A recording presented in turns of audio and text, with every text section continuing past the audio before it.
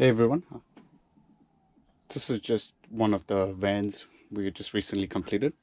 We've installed a full HD 24-inch TV, a Pioneer Multimedia head unit, a full articulating bracket, and a fully automatic satellite made by RSE.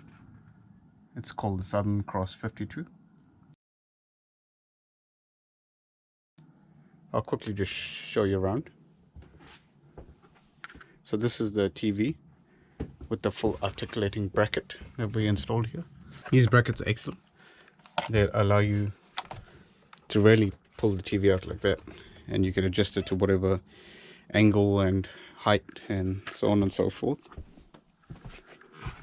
So that's what it looks like from there. I'll quickly turn it on so you can have a look at it. So it's all wired up neatly through this one individual switch. Turn that switch on, and that turns on both your full HD TV and your Sky box. So if you want to watch Sky, this is another excellent box. So with these automatic satellite dishes, it's very straightforward to use. All you have to do is flick the switch to on, which it is. So this is your main control box that powers the satellite on the top. I'll show you what that looks like when it's activated. So this is your control board. All you have to do is turn this master switch on first, that one there, and then you just push this once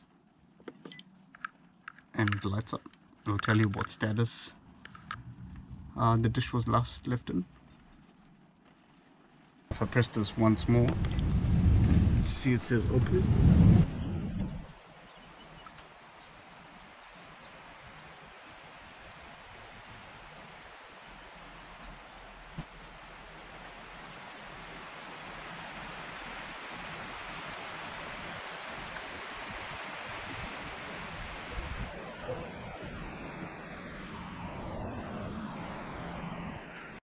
So you saw how quick that was. The satellite easily finds the signal. Now with my Sky remote, I just turn the Sky on. I've installed the infrared sensor here, so when this is all closed you won't see anything. It's very good. And I just put on the TV. Mixed vape drops and gender quality are absolutely essential. So we'll just turn this off now, and we'll go to the front and I'll show you the reversing camera. Great little unit, this Pioneer multimedia system. It's got Bluetooth, it's got a hands-free microphone. There's a hands-free microphone there, which I just installed at the top there. Very clear. Tested it multiple times and it's excellent. So we'll just turn the ignition on.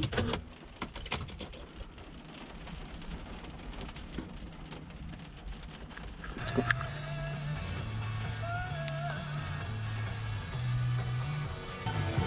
Okay, we'll just turn that down. This is another useful feature. If you're getting this head unit installed, you can do it the way I've done it here. So just by pressing this camera button, I can activate the rear view camera.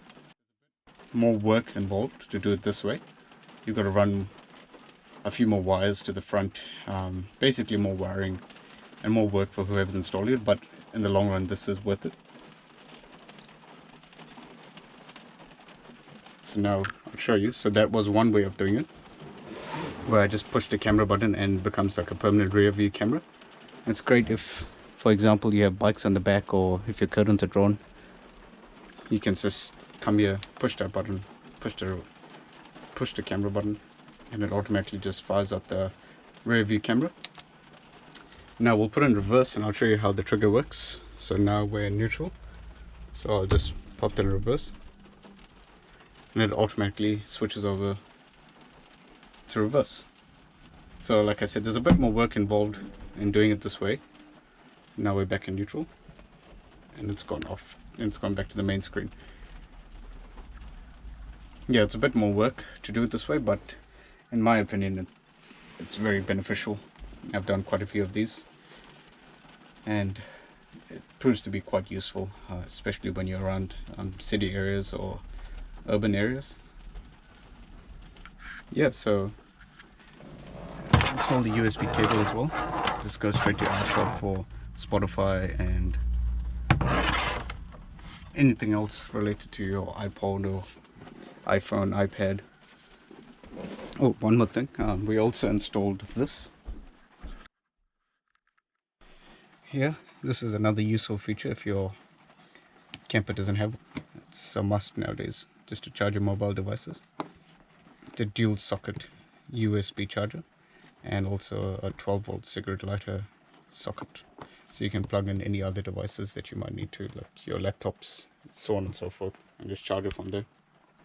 So that was just a quick rundown of all the things we had installed. If you're thinking of doing a similar thing, you can give us a call and we'll sort you out. Alright, thanks everyone for watching. See ya.